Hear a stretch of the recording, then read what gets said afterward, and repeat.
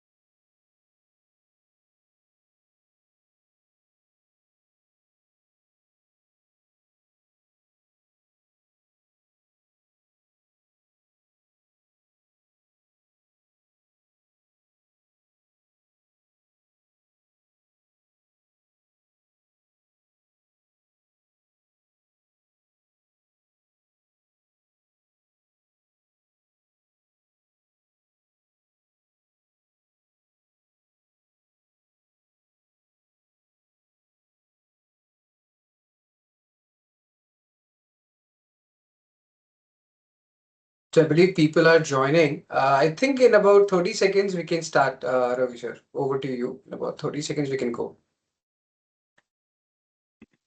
Okay.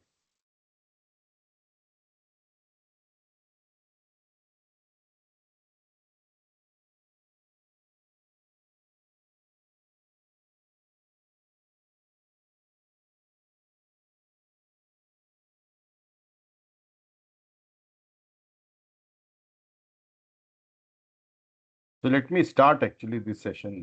So good afternoon, everyone. So welcome to the second episode of SCM Talk Show Season 6. So this season is focused on AI in supply chain management. And today's strategy episode is a title on a data strategy for AI-driven supply chains. So this is the topic that is now, I think, being more discussed, has been carefully chosen, both to tap the extensive experience of our guest speaker and the requirement of our listeners. So as usual, this session will be recorded and made available for free on KnoWerX YouTube channel. So later on, if you want to go and see the recording, you can see the recording on the YouTube channel. Now, we have put everyone on the listen only mode. So if you have any questions, if you want to say something, you can use the chat box and we will try to address all the questions at the end if time permits. So it's my pleasure to introduce today's speaker, Mrs. Snehal Kumbhoje. Snehal is the Director, Data Science at CENCORA, is a global pharmaceutical solution organization and one of the big three drug wholesale distributors in the world. She has over 19 years of experience in data science and AI analytics, business intelligence, data visualization, storytelling, business insight across diverse industries. So we have a very, very powerful speaker today. So I think on the AI topic, whatever questions you have, I think it will be, I think I'm sure she'll be able to answer. In her previous role, she served as a delivery lead analytics center for excellence at John Deere, analytics advisory specialist at Accenture, and lead BI consultant at Cloud Data Inc. So she has a very wide experience. And by qualification, she holds a Bachelor's of Engineering degree in computer science, has completed also a PG level advanced certification program in machine learning and AI for for autonomous systems from IISc, in Indian Institute of Science, Bangalore. She has successfully completed the analytics for management program from IIT Bombay, Shailesh J School of Management. So this is a very brief introduction. I'm sure she has a lot of things that I can add, but this is a very brief introduction in the interest of time for Snehal. Thank you, Ravindra sir. Thank you for having me today. It's a pleasure to be here and then talking with you with different aspects of AI and supply chain. In fact, I would say that thanks to you for accepting our invitation to share your industry and practice-oriented insights with our listeners. Um, so what I would do is I'll have it in question answer format. So I think first let me ask you that this is being most discussed technology in supply chain today. So I'm not sure what it is and how much it is being applied and whether it is fad or hype or whatever. So from today, from your perspective, how much of this current excitement is genuine transformation and how much is simply market hype? What is the ground reality that organizations should understand? Hmm. Yeah, no, absolutely. I think there is not just supply chain, but I think across industry, there's no industry left that has not used the word AI or haven't seen the word AI. There's no doubt about AI is transforming different industries, all the industries, I would say. However, the ground reality looks pretty different. So right now, we are seeing a massive disconnect between the speed of hype and the speed of execution. So when I say speed of hype, so it seems that if we use AI as a plugin to our systems today, then tomorrow we will have a fully autonomous supply chain. But that's not the reality. So AI transformation is not an overnight event. It is gradual. It is highly deliberate process. So while the long-term genuine transformation is real, uh, there is a long way to go. There is a need to build the systems that have been there since so many years. So we cannot bypass the hard work of building the foundational systems and the overall culture that it needs to be there with the AI transformation. I can connect that very well with the ERP, implementations that happened, uh, Yeah, I would say several decades back, right?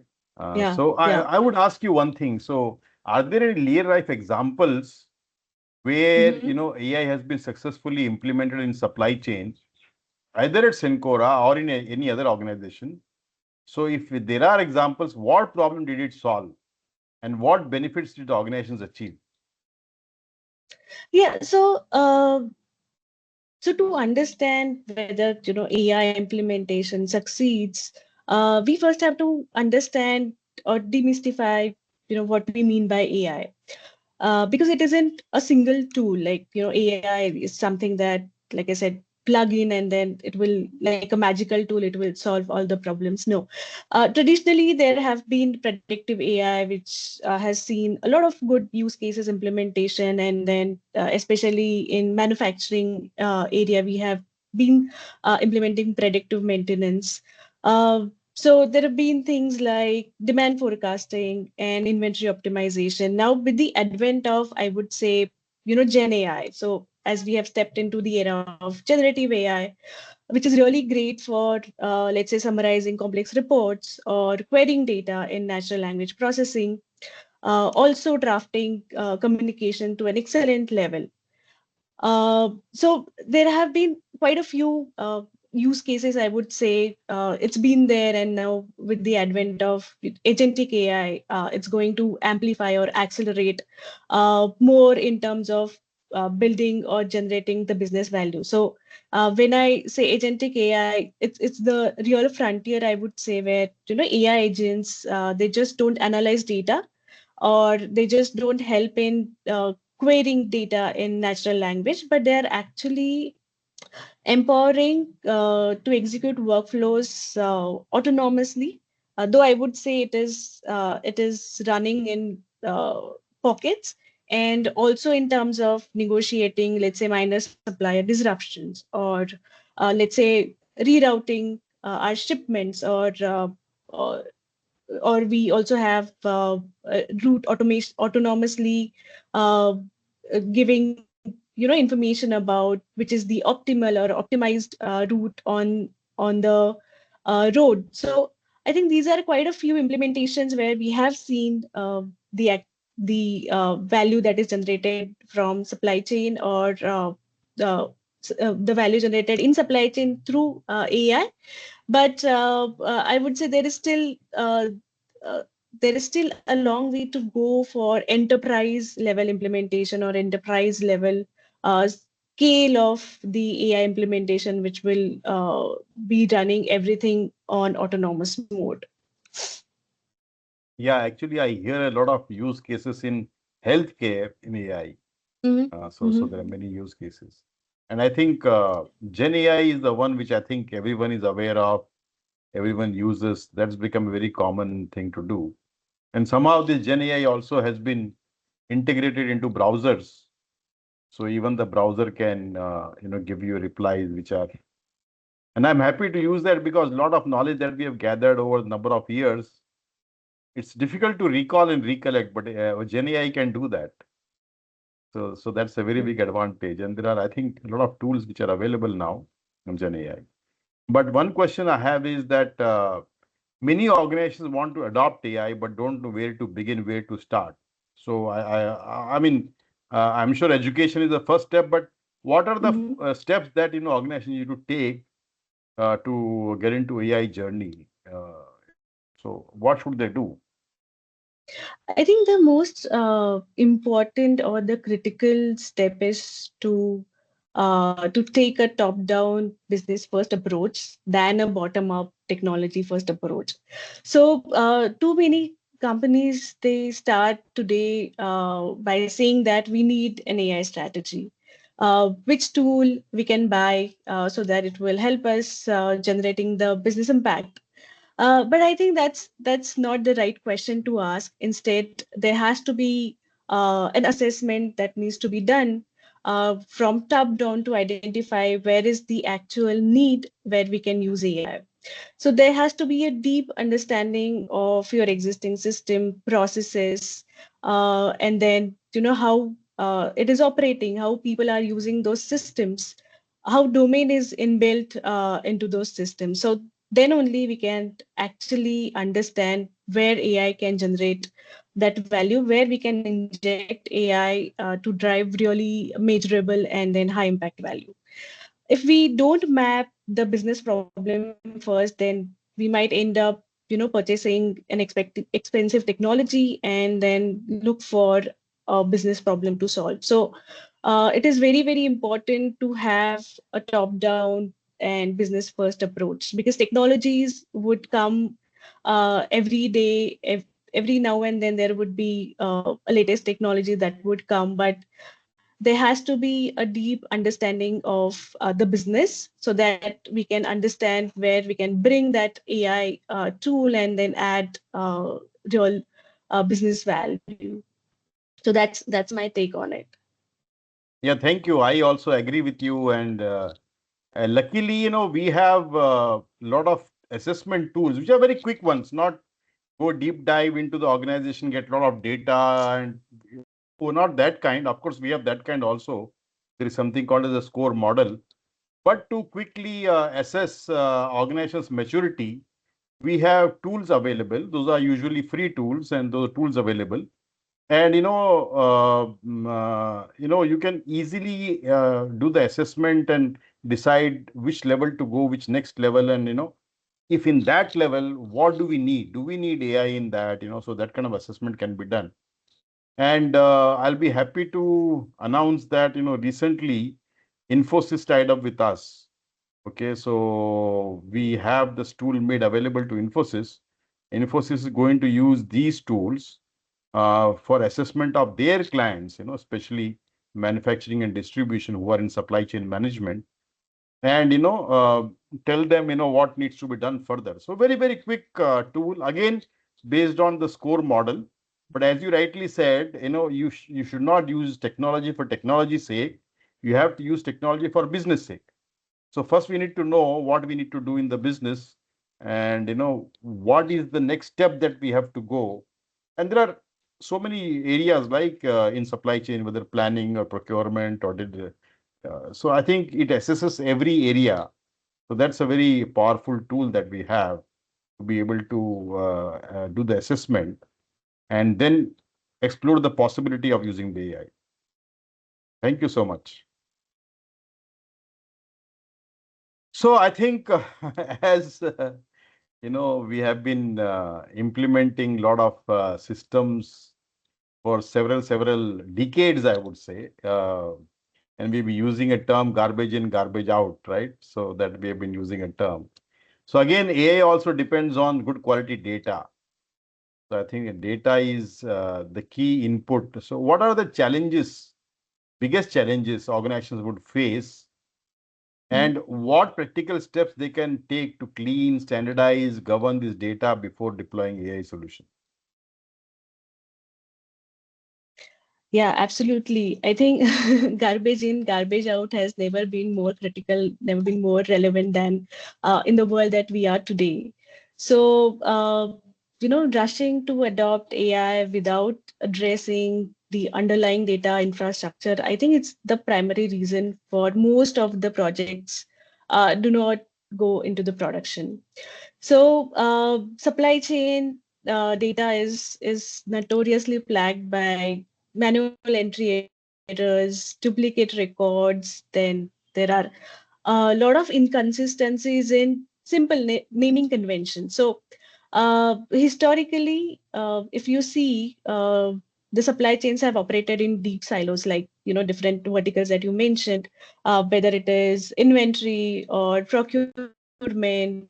We have seen separate data sets for each of these verticals. Now, if I look at the supply chain data, the average supply chain runs on nearly 10 different data systems, while finance is looking at completely different data sets of spreadsheets. So, considering all this, the fragmented data, if the organization has such fragmented data, if we try to feed an AI model on this siloed and then with inconsistent records, it will operate with massive, I would say, blind spots. So, for example, AI is optimizing customer demand, might recommend a sales promotion. So it has done the historical data analysis, and then we have applied AI on top of that, and it is giving us a recommendation. But since it is totally unaware of what is happening or what is the data that is lying in other system, it might not have the information of, let's say, a manufacturing system that is lacking raw materials to fulfill those orders. So these recommendations will not be having any meaning if the systems or the data is not talking to each other. So, because the AI scales decisions rapidly, disconnected data just cause isolated mistakes. It does not really yields that accelerated or cascading decisions at scale, but it actually destroys the trust that user is trying to gauge from the output that it is generating. Now, that is the problem. I think that is the most common problem I've been seeing today, and how we could address this. So, the one stop solution for these data issues, or having this silos data set, is having unified data format extremely critical. Having a single source of truth. So it is not just a passive data leak. So you've been hearing a lot about having a data leak, which has the all systems or systems data at single. Uh, but there is also a need to be uh, to make these data active active and not just passive. There has to be some integrated environment and single source of truth where the data across the enterprise speaks the same language. So in this environment, let's say we are doing a demand forecasting. So there is an opportunity to automatically do demand forecasting and dynamically have the decisions made for the supply chains, the workforce requirement, layer that we see working on ground, and also the financial projections.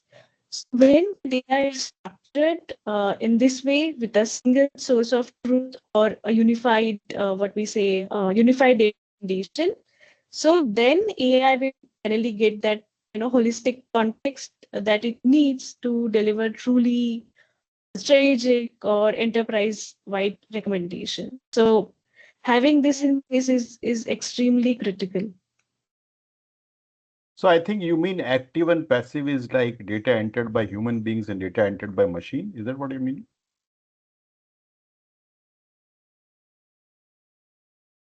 Am I audible?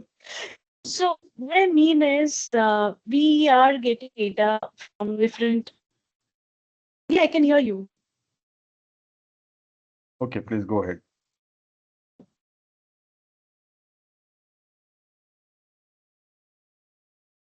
Yeah. So what I mean to say is it should not be the data that we're collecting from different sources. We have, we have TMS systems like the transportation management. We have WMS. Instance, we have data coming from manufacturing.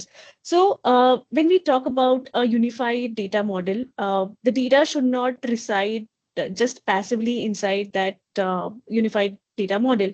It should be active in such a way that there has to be a mechanism that can connect all these different data sources, and then they should speak the same language.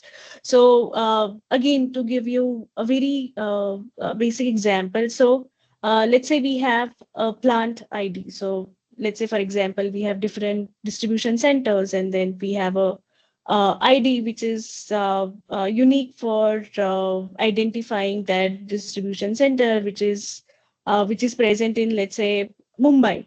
So and then we have 10 other distribution centers or warehouses. Now, when I say plant, that plant should be same across all the systems. It should not be like when I say plant, uh, let's say plant ID is equal to 10, it should give me Mumbai. And then in other systems as well, when I say plant is equal to 10, it should give me Mumbai. And then plant should remain plant across the system. So that is one thing, having that quality data and then one source and then one language. The other thing also is it should help us it should help us in taking the real time decisions. So it should not be just lying there, and then there has to be a real time data. The latency should be reduced nowadays, since there is a need of real time decision making, especially for supply chains. We have trucks running on the roads, so we should be able to make real time optimization, real time decision based on the data that is lying in the unified data source or unified data model. So I have a question which has come up in my mind. Can Mhm. AI, do you have AI tools which can identify data problems? And second question is, can they fix data problems? Yeah, sorry. So there are certain tools that have now come up with the solution of identifying the data disparity, and then also, but that there still needs to be and governance on top of the AI tools. Uh, it is fixing some uh, the issue, and it did not really change the business rule based on that the solution of fixing that data issue. So there has to be it should take care of all the context with which the data is getting generated before. So there are certain tools available which can take care of these issues. Thank you. I think your voice is breaking, so I'm not sure whether the bandwidth issue is from my side or your side. I'm not sure about that.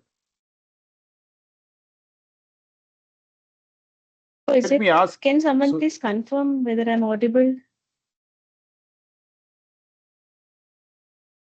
Yes, it was Yes, ma'am. breaking in You. between. It is audible, but it was breaking a little bit in between. okay. So, Snehal, I have a question. Which area do you think the Mhm. biggest impact in supply chain? Demand planning, inventory, procurement, warehousing, logistics, transportation. Which are these areas which will be, I mean, of course, every area will be impacted one after the other, but which are the immediate ones? That's a that's a good question. Yeah, you rightly mentioned that every individual function is going to transform. Uh, it's about how AI connects. I would say it's about how AI connects all the functions together.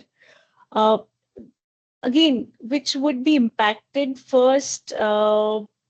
I would say demand planning is something that will be more predictive sooner, and also in terms of inventory management, it will be more dynamic, or let's say the procurement, it will be more proactive by continuously monitoring the supplier risk.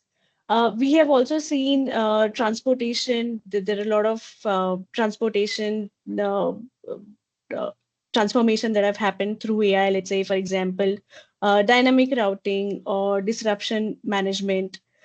But even in terms of individual function, I think the greatest value would come from bringing all these functions together and then driving the outcome or the impact through AI. So it would not be, let's say, just single function advancing in terms of AI transformation, but uh, the the AI that we have today will be able to infuse that synchronization between all these functions, and then we would be able to see the greatest impact that could be generated by AI. Because again, in all of these case, AI enables end to end optimization. Uh, Instead of improving one department at the expense of another, AI will actually help in balancing, let's say, service levels, inventory, cost, capacity, and profitability. I would say simultaneously. That's where the real advantage would come in. Wonderful. Thank you so much. Now, I have one critical question, most critical question about jobs, job loss. I Mhm. think there's a lot of news about AI tools coming, especially in IT industry. I'm talking about, especially in IT industry, that AI has come in, a lot of tools have come in. So IT professionals are no more required. But at the same time, I also hear a Mhm. conflicting view that IT industry is hiring more people who are trained in AI. So I am a little confused whether this is going to be a job loss of people, or whether it's a matter of people who are not training themselves on the latest tool. So what is it, and what it is going to be in the future? Is going to take away our jobs, or is going to keep our jobs? Mm, I would say that AI is definitely redefining the way of work, how we have been working traditionally. I think it is already changing that. It has already changed that. But the fear of immediate widespread job elimination, I think it is overstated. Uh, at least I haven't seen any particular job role elimination because AI has automated the work that human used to do. I haven't seen that yet in my career. So I'm very optimistic in the terms saying it will transform, but it will not replace the work that we are doing. Keeping human in loop will always remain important. So uh, also because supply chains, especially if I talk about supply chains and even other industries, these are very complex, very dynamic, and subject to real world chaos. We might never have very idealistic situations where AI can be applied, and then there nobody would see an issue once AI is implemented. It would not be like that. So human in loop or human decision making would always be very critical. I don't think it will completely eliminate the human element. I'm pretty optimistic about that. Thank you so Though, much. though of course, just one thing that it will. So there are the mundane tasks, repetitive task like let's say manually data collection or manually data reconciliation. So it would try to eliminate those extremely manual tasks which does not really add a lot of value to our work, and then it would give us more time to focus on let's say strategic decision making, relationship building, or improving our soft skills, and then exception management and lot other things which adds a lot of more values to our work. Absolutely. Thank you so much. Right. So I also tell in my trainings that, uh, there are a lot of firefighting which happens in supply chain, and everybody knows the supply chain is a function where, you have firefighting every, I would say, moment something or the other get disrupted, and then you have to take care of it. And I think this firefighting, I think, is in a way it's good that we can keep our jobs. If there is no firefighting, as you said, if everything is smooth, then we will not have jobs. And as you said, that situation will never ever achieve. So I think we still have a different way of doing firefighting, but we will still have firefighting every day. So also, Absolutely. yeah, this fear is very very old. I mean, not new. uh, I think for the mankind, this fear, I think, started with creation of wheel, because when the wheel was created, people said, "Oh, what will happen?" And then the train was created, railway was created, car was created, airplane was created, phone was created. So I think all that time this fear was there that if there is so much automation, then what is going to be our role and what we are going to do. And I always tell that, imagine a person, an human being, let's say about, you don't have to go too far back, but even 100 years back. And then imagine a person today, human being today, who would have more free time. And the answer would be today's person does not have free time. So what happened, after all this automation, we still don't have free time. So I feel that, it's a, even after AI, I think we'll do something more. I think so. We will not have that much free time. And since I have seen a lot of automation in the past, the biggest public automation which everybody has seen is railway reservation system.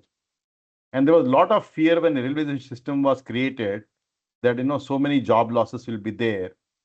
That didn't happen, but number of transactions that we are doing, making a railway reservation and doing cancellations online, that has increased, which was not possible without IT. So I think even with AI, something, I don't know, what are we going to do in the future with AI tools? If you have any idea. Mm, I didn't get that question. What are we going to I, do as in? I mean, so let's say we have get a little more free time with Hmm. AI tools. I mean, at least the operations Hmm. level. So how are you going to use the free time in business? I'm saying, not in Uh, personal life. yeah, yeah. I think it will definitely. I mean, again, it is far-sighted in the future, but I think it would give us an edge to reduce the working hours.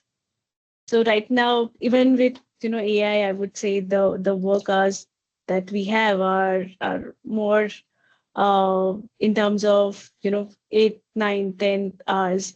I think with the with all these AI tools, it will help us in one is improving the productivity, reducing the time that we spent in coming to or resolving, let's say, any issues or coming to any decisions. So one thing is it will help us reducing those hours that we can meaningfully utilize. Second is also in terms of improving the existing skill set. So many times what happens is if we want to learn something new, we have to carve out that time to learn new technologies. So let's say even in terms of AI tools. So right now we are at a consumer end. Many people use AI as end consumer. Uh, very, I would say, a lot of us do not dwell much into understanding how this AI tool works, like what is the foundation behind these AI tools. Again, I think understanding that again would help a lot in terms of identifying which tool is the best for our usage. So it would definitely give us that time to improve our skill set, to know the business better, to become or to instead of focusing on one areas, we can be a generalist, not just in terms of business but in terms of technology as well. So I think these would be some advantage of using these AI tools in our day-to-day life, of course, other than bringing that business value and business impact. Right, right. Thank you.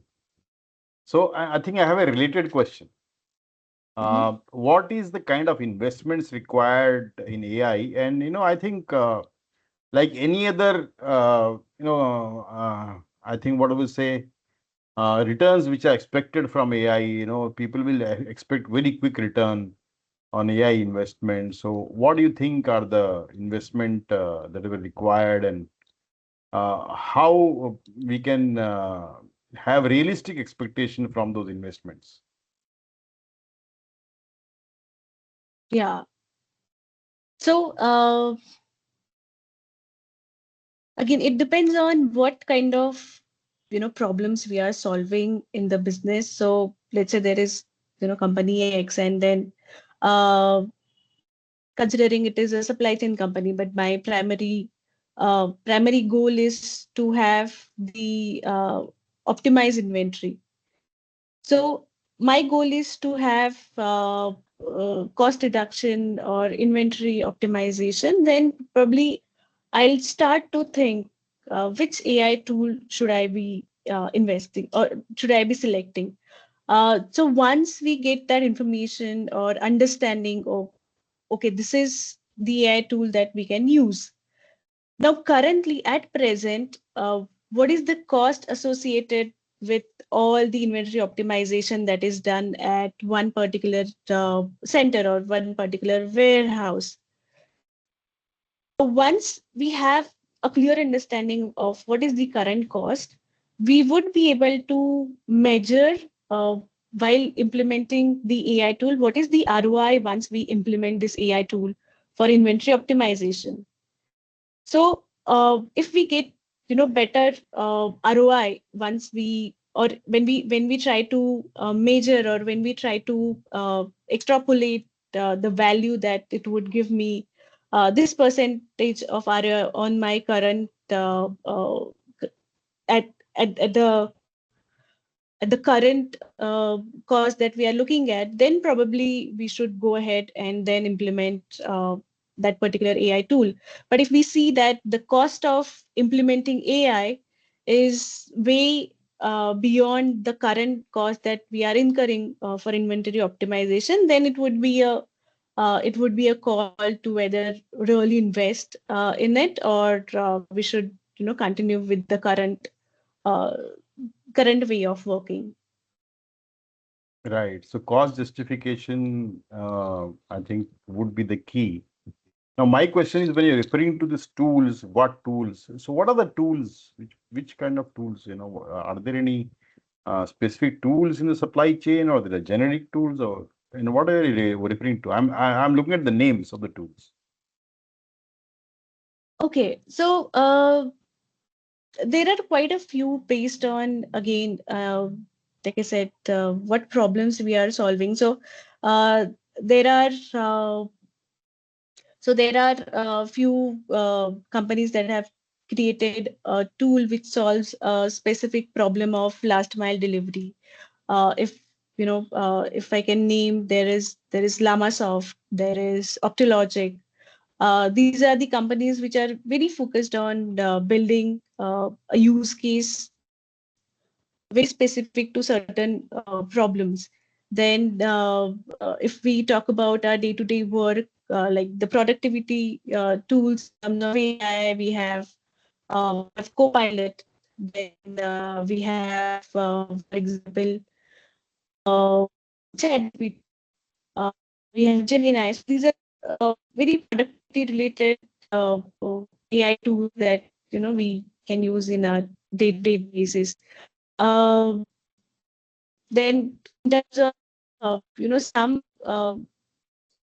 in terms of, let's say, implement uh, AI in, let's say, solutioning part of robotics, we have uh, certain AI tools like, or I would say, with the help of computer vision, there could be a use case that could be solved, and then that AI can be used to solve the real use case. But in terms of tools, I think, yeah, these some of the tools that can be used, not just for supply chain, but uh, uh, so, the productivity related uses, and yeah. So, I think, and my next question is about people who are attending this session. Yeah, actually, there is a feedback that the video is breaking. Yeah, so we are unaware. So how should people prepare for use of AI, or to be able to implement AI? People, I'm not saying organizations, people, how they should, prepare for AI career, at least in supply chain, if not in Mhm. IT industry. Uh, I think I would say that the answer is pretty simple. My advice is to build the depth before breadth, because technology can change every year. Uh, but fundamentals like supply chain principles, they do not change frequently. So understanding planning, inventory, manufacturing, procurement, finance, customer service, these are very important. So uh, learn how businesses create value, right? And then learn AI to enhance those decisions. So uh, understanding AI in terms of how these tools work, how data is really coming through all the source system, developing data literacy. uh, then equally important is the soft skills, communications, leadership, collaboration, because that is not AI is not going to take away that influencing skills. I think these are very essential skills to sell through AI or any technological advances that are happening. Thank you. So my question is, if we look little ahead, let's say 2030, what major Mhm. innovations do you believe in fundamentally transforming global supply chain? Mm. Yeah, I mean, there are quite a few things, but I personally bet on digital twin, because I believe that organizations will have a real time, virtual representation of their entire supply chain, like end-to-end supply chain, continuously monitoring inventory, suppliers, transportation networks, external events like geopolitical risks, weather events, customer demand. So, uh, with not just digital twin, but also with agentic AI, I think it will be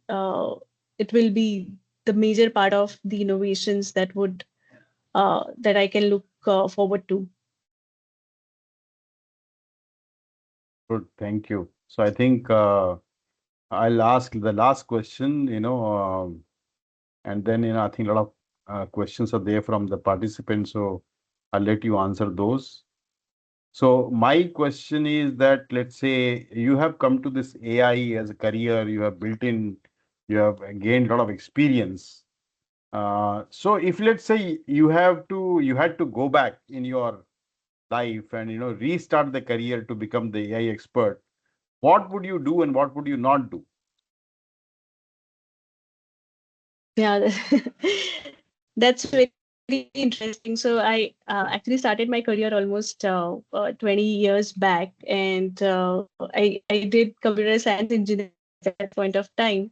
Uh, I think I would not stick to one stream right now if I have to start it again. Let's say, if I want to start into supply chain, I would also see if there is anything available which kind of offers both supply chain plus, AI integration, or let's say um, mechanics plus, or there are streams like mechatronics. So uh, not just one stream, but the combination of both, which would kind of give me an understanding or expertise in business sense as well as the technology sense. So it would be combination of both, I would say.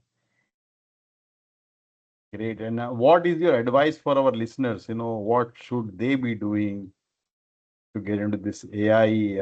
I mean, use of AI in supply chain. What should they be doing?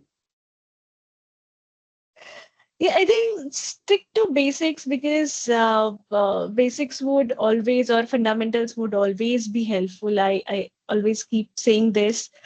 Today, it feels that there is no need to, understand the mathematical formulas that goes into optimization or machine learning algorithms, how those machine learning algorithms work, or how transformer architecture is.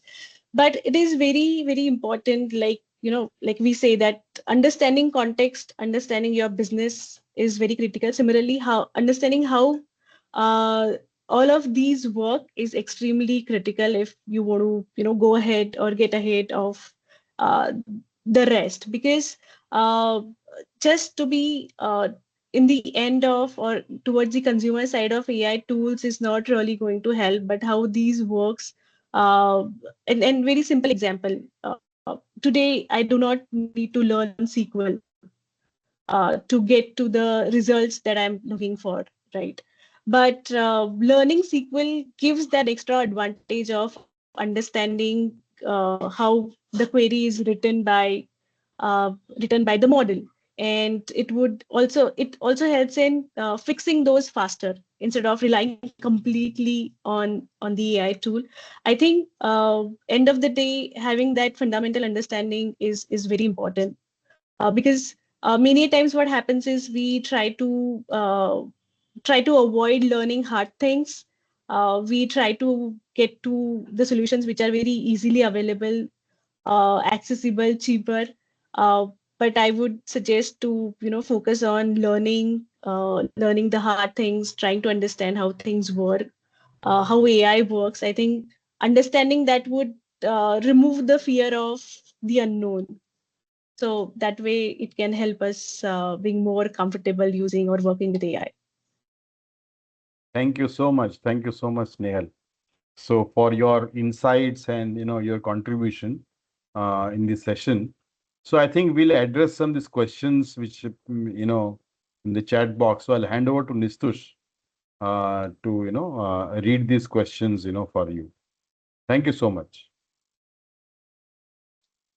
All right. Yeah. So thank you so much, Ravi sir and Miss Nehal for such an amazing discussion. I think they were without the jargons. This was one of the best sessions that I've personally learned about AI. So kudos to that. There are a few questions from the audience, and I'm going to take that one by one. Okay. So the first question is from Mr. Vineet. Which supply chain processes deliver the fastest ROI from AI implementations? Yeah, I think Ravindra sir has asked the same question. Uh, so individually, we see that implementation of AI definitely helps in accelerating. While individually implementing AI would help, I would say that integrating all the functions and then implementing AI would create a lot more business impact, because then again it would be like implementing AI in silos. And if we look at scale and then at enterprise wide impact, it would at a greater scale. But integrating, using AI for integrating all these functions and then implementing or accelerating is it for solving the business case or the problem statement. I think that would add the real value, in my opinion. Yeah, so identifying the problem and then applying AI probably is the best solution. Okay, so the next question is from Ruchira. What are the key challenges in implementing AI in supply chain operations? I'm sure we covered this during the session, but on a quick note, if you can answer that, what are the key challenges in implementing AI in supply chain operations? So for now, I believe it's the data, because when we say AI, it is completely dependent on the kind of data it is being using for generating those insights, and recommendation data is extremely critical. Like we were talking about, garbage in, garbage out. So the quality of the data that we are going to provide to AI, it is going to generate similar insights. So having that one unified data foundation for the AI training or for creating those models would be very important. And I think that is the major challenge that we see, because data is pretty fragmented across supply chain verticals and supply chain functions. So bringing that to one kind of unified solution would be really important. Perfect. So to the audience who is asking questions, if you have a follow-up question or if you're satisfied, you can just post it in the chat box. All right, so the next question is from Mr. Nitesh. It is from your last stint at John Deere to Sencora. Both are entirely different industries.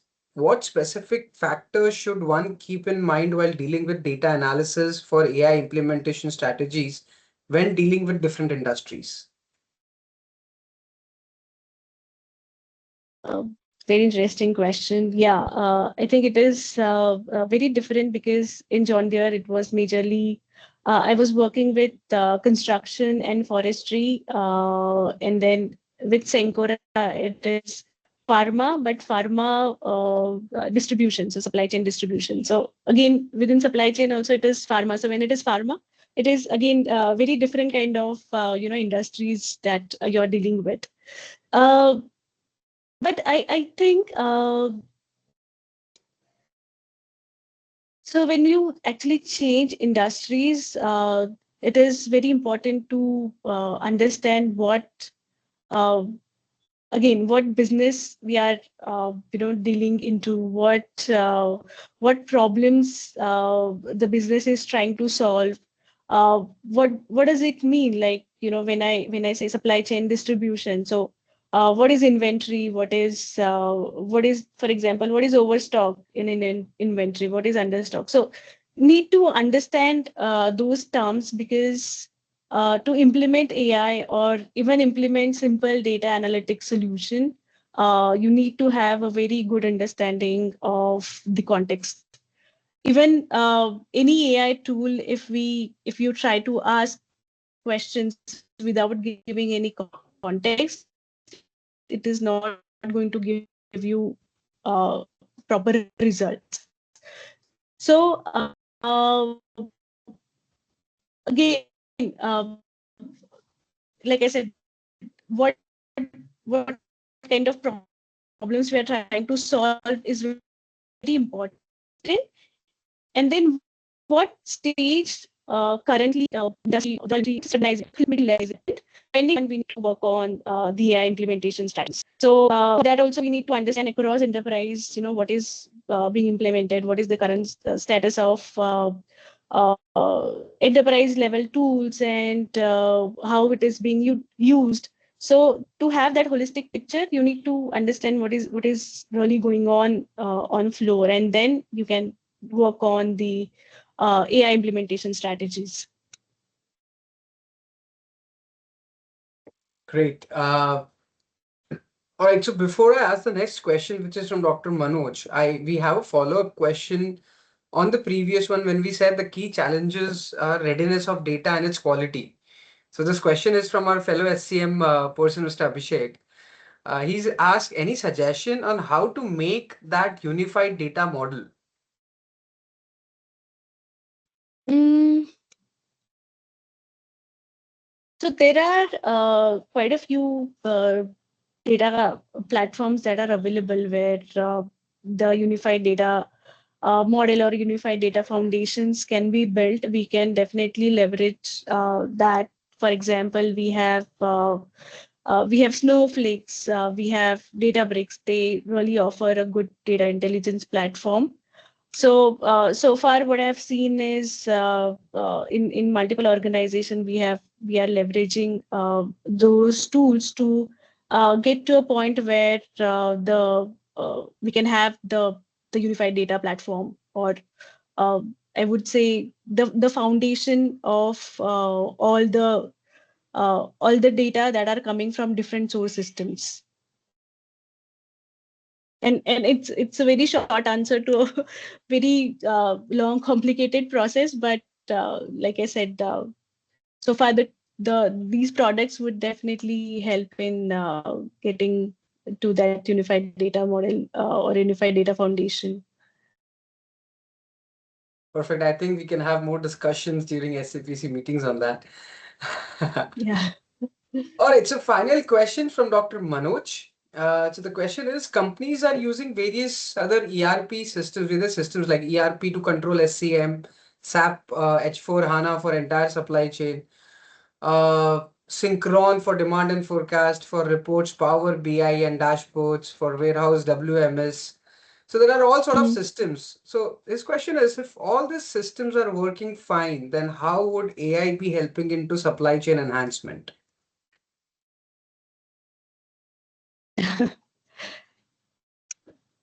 How do we measure that all of these are working fine?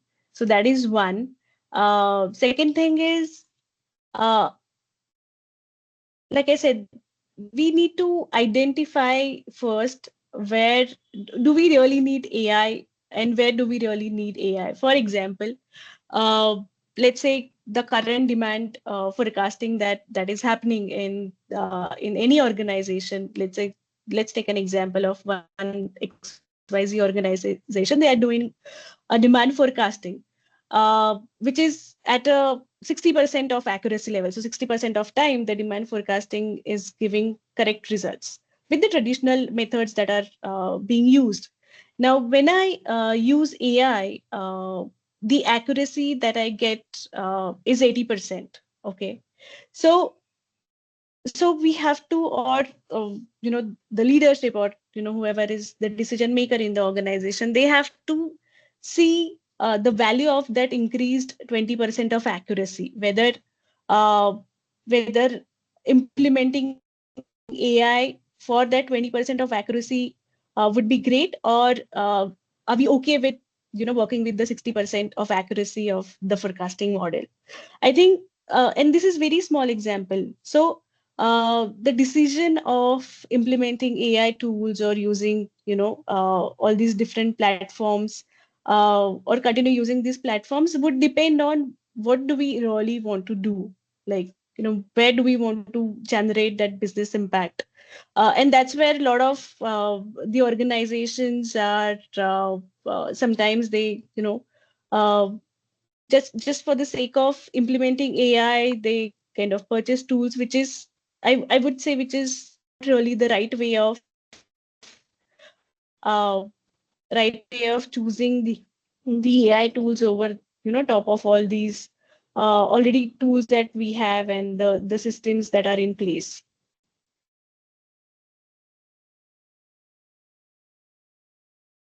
Fantastic. We really need to understand the use case.